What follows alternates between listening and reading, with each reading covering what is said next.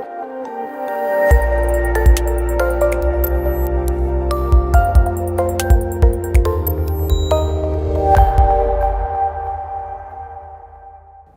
I'm Tom Lydon, editor of ETF Trends, here in Orlando at the TD Ameritrade Institutional Conference.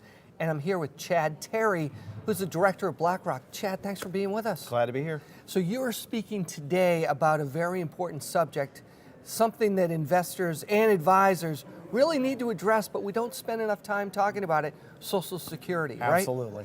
And tell us, maybe just give us some of the tidbits that you're going to be sharing with advisors who are at this conference. Well, you know, we find out that about 3 out of 4 people today take Social Security before reaching full retirement age. And we've found by evidence that that may be costing them tens or hundreds of thousands of dollars over their lifetime.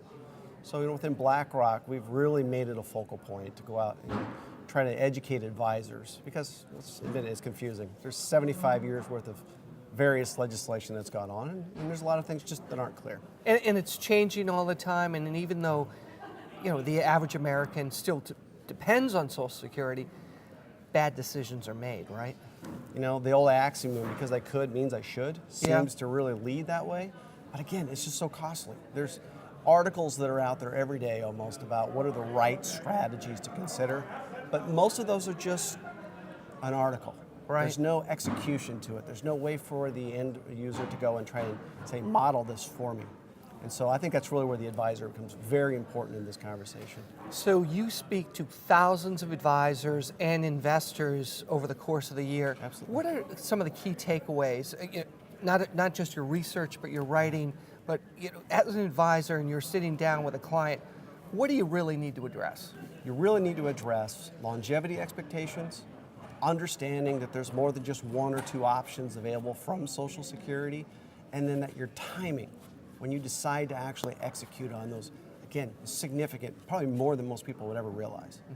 Do you think people have less confidence in Social Security? Are people that are in their 40s and 30s, do they not even think about it? Do they feel it's not going to be around by the time that they're able to get it? I hear it. It really varies based on the age segment. Of course, Right. the younger generations are saying, you know what, they're taking it. For many, they don't fully expect to be able to receive a benefit. I hear that all the time. But more importantly, it's those people that are 55 and older that are really considering the impact of Social Security. And I think, as I've said, people take it early. I think it is because some of that uncertainty that's been left out there. So as part of what you do, keep people up to date on where it's going and what the impact may be, especially through new legislation and that type of thing? Absolutely. I get the very glorious job of watching all of those different things that our congressmen, representatives are asking for evaluations, just to see what might be the impact and what might actually take place in the future.